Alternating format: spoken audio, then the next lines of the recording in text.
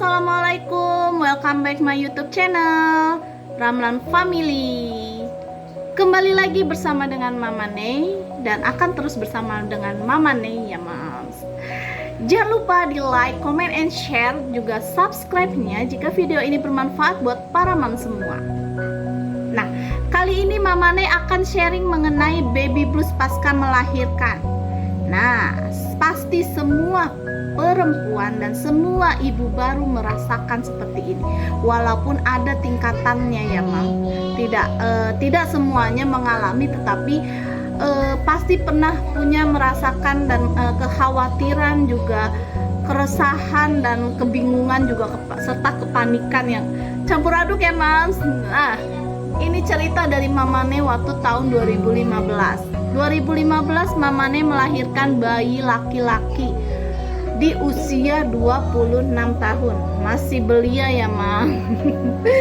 Nah, saat itu Mama Nei putusin buat tinggal di rumah orang tua saat anak pertama lahir.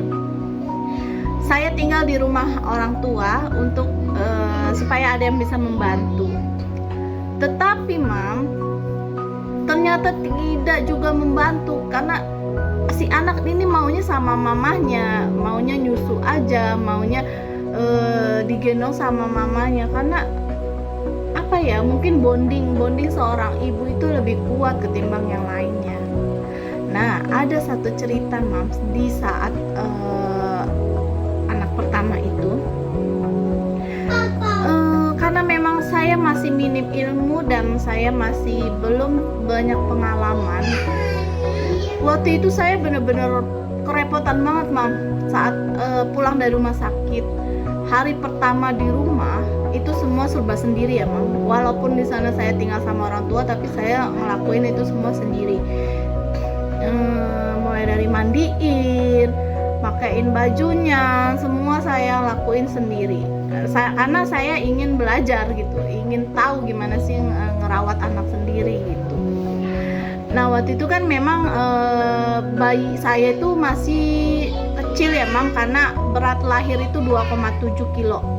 Nah, nggak ada yang berani nih Mams di rumah untuk mandiin, untuk segala macem lah. Pokoknya sampai 1,5 bulan itu saya bener-bener usahain ngurus dia sendiri gitu. Ada satu cerita karena PD saya itu kan areolanya masih ngelupas ya Mam, putingnya masih ngelupas. Itu sampai lecet Mam, karena memang over banget anak laki-laki itu untuk menyusui, itu over banget. Jam malam nyusuin, jam siang nyusuin, pokoknya pagi sampai malam itu saya nggak ada berhentinya untuk buat nyusuin. Nggak pernah puas, entah saya yang salah cara menyusunya atau memang dia selalu merasa haus, sampai puting saya itu lecet dan berdarah. Sampai akhirnya saya ke rumah sakit, saya konsul ke dokter. Ternyata di situ saya ada salah di pelekatannya, sehingga dia menyusunya kurang sempurna. Itu ada kali Mam seminggu baru saya ke rumah sakit untuk konsultasi ke laktasi. Nah, setelah itu kepanikan, ada rasa kekhawatiran yang benar-benar saya alamin. Mungkin karena saya sering karena saat pas awal-awal juga begadang terus Mam, nggak pernah berhenti, nggak bergadang. Dan saya kurang tidur, walaupun pagi anak tidur saya tetap nggak bisa tidur Mam, nggak tahu kenapa. Padahal sebenarnya seharusnya tidur gitu, tapi saya nggak bisa tidur gitu, cemas. Pokoknya anak ini saya perhatiin terus gitu. Sampai waktu itu saya benar-benar frustasi Mam, nangis seharian. Saya yang nangis gitu, ngelihat anak ini nggak bisa diem, nangis aja, rewel aja. Nggak taunya kenapa Mams, karena dia merasakan mamahnya itu panik, khawatir, sedih. Jadi dianya ikut merasakan Mam. saat digendong saya masih nangis, digendong orang diem, digendong saya nangis, disusuin saya nangis. Gimana ya mam, gimana nggak panik gitu kitanya kan, digendong disusuin masih aja nangis, dilihat pampasnya nggak kenapa-napa. Akhirnya saya bener-bener coba buat konsul ke dokter, saya tanya, saya datengin dokternya. Hampir 2 minggu itu mam saya ngalamin seperti itu. Terus udah yang bener-bener frustasi, udah hampir banget saya tuh nggak mau megang tuh bayi karena saking paniknya, saking gimana sih mam, sayanya juga sedih gitu, bingung gitu kan.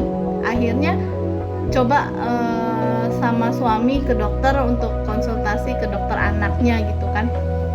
Setelah saya konsultasi ke dokter anak, dokter ini bilang, kenapa anak ini menangis? Karena mamanya panik. Mama nggak boleh panik, mama nggak boleh khawatir, nggak boleh cemas, harus tenang, jiwanya harus tenang, terus nggak boleh mikir macem-macem gitu. Si anak ini bondingnya sangat kuat banget sama ibu. Jadi kalau misalkan si anak ibunya ini merasakan kekhawatiran yang bener-bener over, bener-bener ya pokoknya kita tuh khawatir sama anak ini gitu, dia akan merasakan apa yang mamanya rasakan. Setelah saya konsul sama dokter anak ini, akhirnya saya paham, oh berarti dia itu kemarin tidak kenapa-napa. Karena saya khawatir yang berlebihan, saya cemas, dan si anak juga ikut-ikutan seperti itu. Akhirnya saya coba pas saat di rumah, saya coba ikutin sarannya si dokter supaya nggak cemas, jangan panik. Jika anak demam atau apa itu nggak boleh panik. Saya lakuin itu 1 bulan setelah saya coba bener-bener ngelakuin apa yang dokter itu bilang, saya jauh lebih tenang dan saya bisa menghandle anak saya itu sendiri, Mam. Dan waktu itu memang bener-bener lingkungan juga support gitu, suami dukung, keluarga dukung. Jadi ayo jangan panik, jangan cemas, jangan khawatir gitu. Anakmu baik-baik aja, dia nangis cuma karena kamunya begini gitu. Akhirnya setelah saya konsul ke laktasi, saya konsul ke dokter anak, saya dapat ilmu baru, saya dapat masukan-masukan positif dari dokter. Alhamdulillah mam, saya bisa ngelewatin 2 bulan masa pasca melahirkan itu. Bener deh mam, saya ngerasainnya tuh udah kayak speechless banget gitu. Aduh, saya nyerah jadi ibu gitu. Saya hampir seperti itu karena saya ngerasa kok sayang begini sih gitu, ngurus anak sendiri aja anaknya nangis mulu, anaknya begini begitu gitu.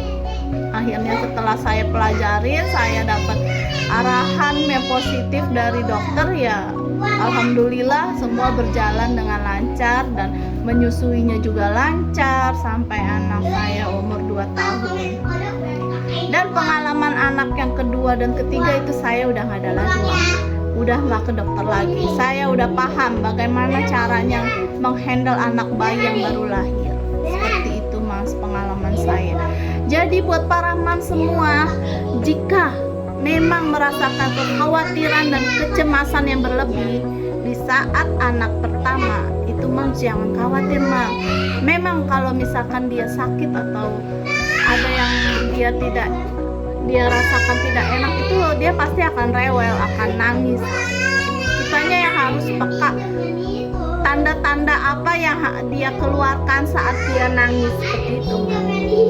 Baik mams, itu aja sharing saya mengenai baby blues pasca melahirkan. Jangan sampai ya mams kita itu mengalami kekhawatiran dan kecemasan yang berlebih hingga depresi. Itu jangan sampai ya mams, karena itu lebih sulit untuk diobatinnya. Terima kasih mams sudah mau nonton video saya. Semoga bermanfaat buat para mams semua. Assalamualaikum, bye bye.